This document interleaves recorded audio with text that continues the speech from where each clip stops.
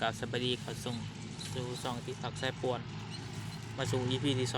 2ในการเด่นน้องสาเดี๋ยวจะมี EP ตอนปิดตอนเหตุงานแล้วเนาะตอนปิด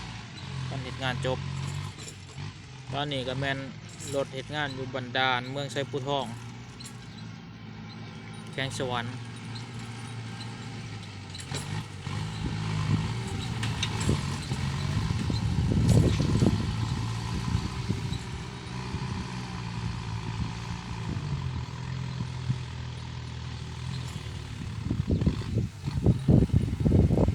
งานน้องสาเนาะครับมา20,000ทีมเก่า540คันเดียวคือเก่าตัวแรก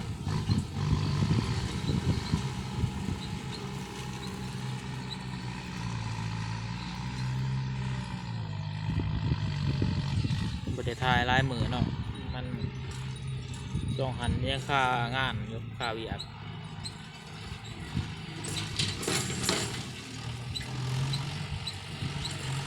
รถใช้งานทุกมือเนาะไม่ใช่เข้าบนมาถ่าย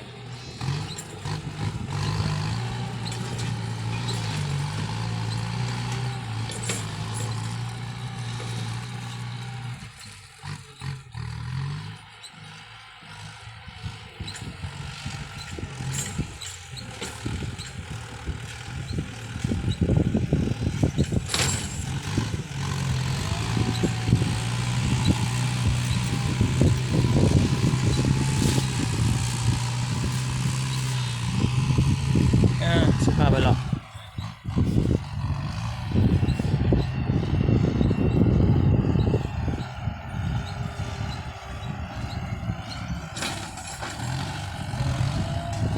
ทุกคนเลยก็เป็นกลุ่มหาเจ็บเนาะของเฮาเก่าหานี่ก็จะคล้องหน้า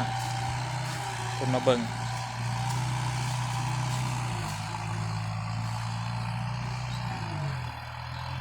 บรรยากาศคือครึมๆฝนสิตก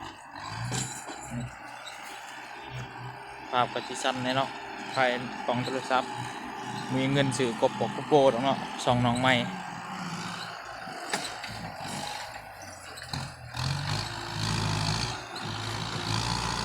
ที่พยายามลงคลิปดูๆสิเนาะมีเวลา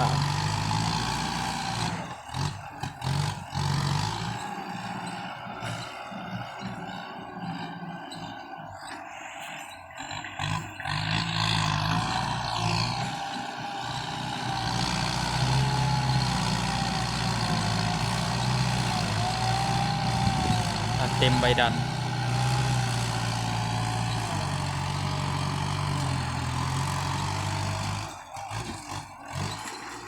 ร่มก็ไผ่แล้วนะ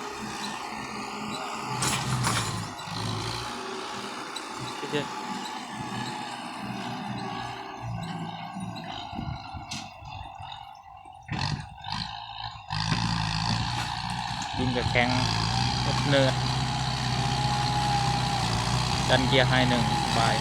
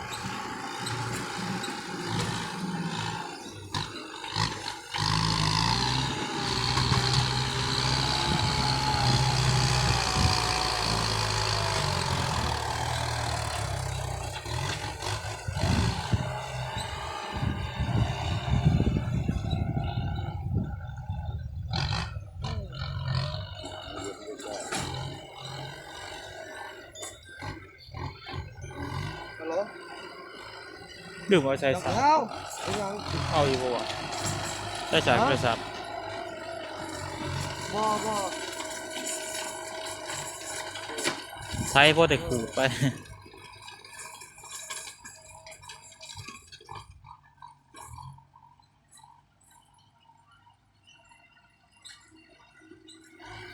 มือได้จะมูลราคาสิเจ้า ฮะ มือได้มูลราคา จักสังกะสีว่ามื้อใดก็สิกันนั่นน่ะพุ่นแล้วอันนี้นะ ถ้าแม่นมืออื่นบริยุทธ์นี่แล้ว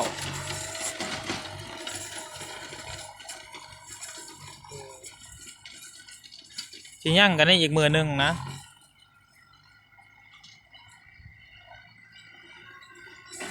มือเน่า อืม แกได้กินเลย มาเห็น ว่า ได้ กินว่านี่บ่กินเนาะคันได้กินแล้วก็หยุดเนาะ อืม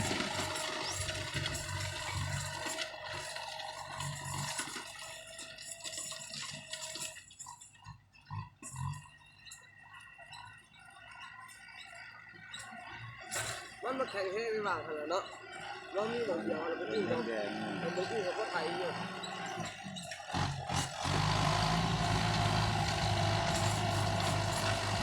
นี่เมื่อพิจารณาจะโค้อะไรโค้เป็นช่วง ไม่อยู่กับยังบ่มี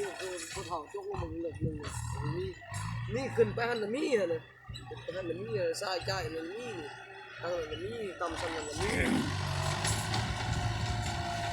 เขาเจาะบาดาลเขาเจาะได้บนเคียงนั่นลงไปฮอดอันเจาะฮอด5 เมตรเจาะฮอด5 เมตรแล้วเจอด่าน ตั้งกอกหัว ทางกอกน่ะดูเป็นแมงแดง คือว่ามันยังอยู่ตื้นแล้ว5 เมตรถึงด่านนะเพราะว่าเคียงมันสูงเติบด่านนี้อยู่ตื้นเติบอยู่ว่า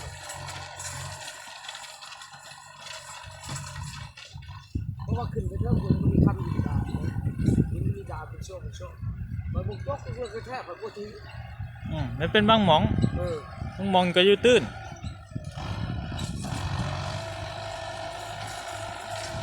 มันโชว์เป็นช่วง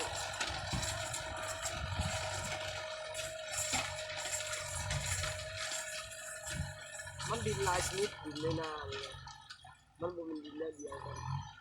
นี่นะเป็นทรายเหลืองๆทรายปลูกยังบ่ขึ้นนะคือฝากมันไปยังฝากห้องมันไปยังขึ้นเท่านั้นนะทรายปลูกยังบ่ขึ้นเลยทรายยังเหลืองเลยนะคือทั้งคนเป็นทรายทั้งพวกข้อเป็นทรายเป็นทราย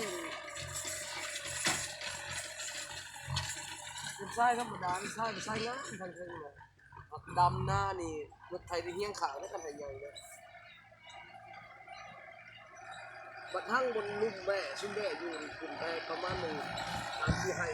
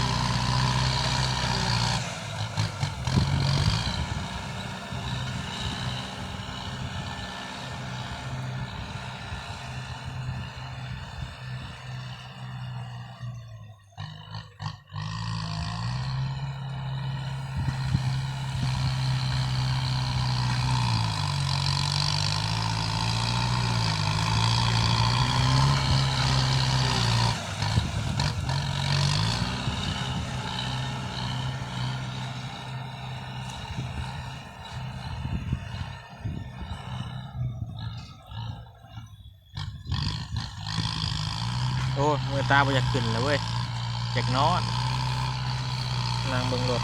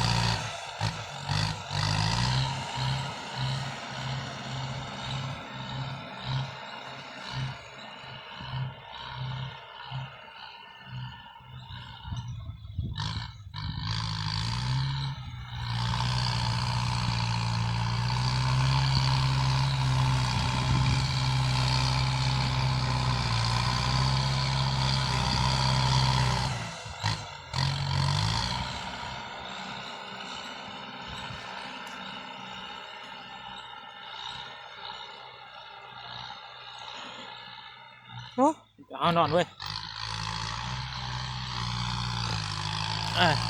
รอเบิ่งรถดูดดินกันแหละ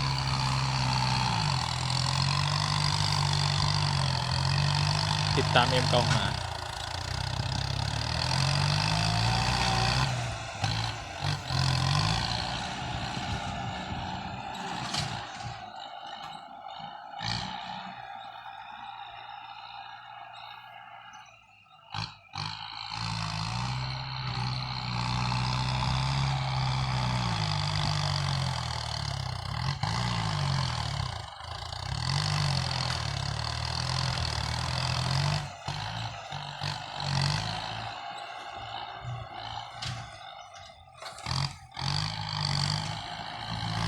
ปักเต็มใบดันเลยนะดินมันหักแข็งนี่กำลังเรือเกียร์ไฮหนึ่ง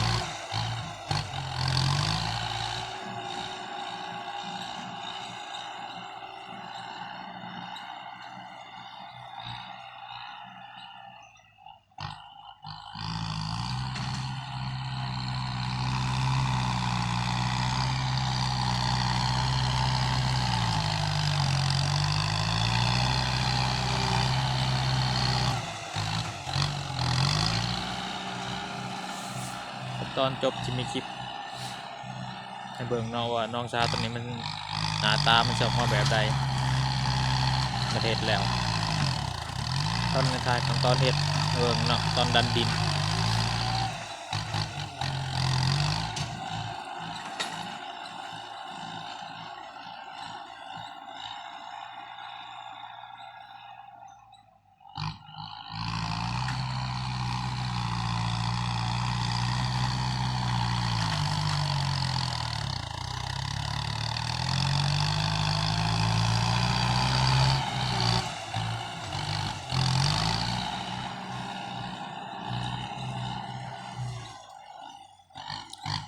เครื่องใช้งานกับเก่าหาแล้วน้องเป็นรถที่พอดีใส่ใช้งานหนักแต่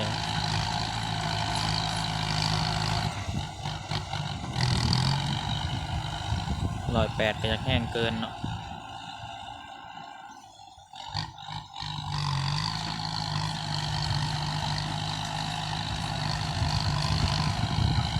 อันนี้ก็อยู่ที่ก็พ่นมักนั่นแหละ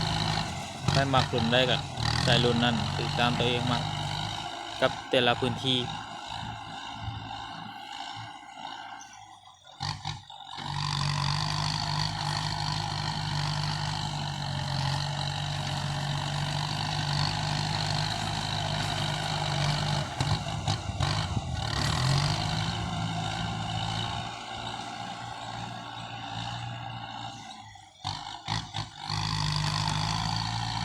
นี่ก็ดันเต็มที่เบิด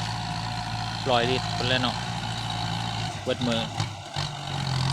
ก็เป็นเงินเล่าก็1,1,000พอดี1,1,000 ล้านปลายต่อมือน้ำมันM95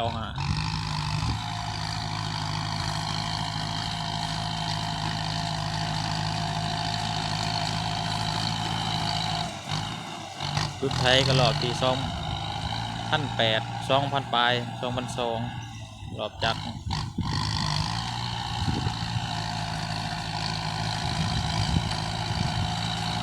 คลิปน้องก็จบเพียงเท่านี้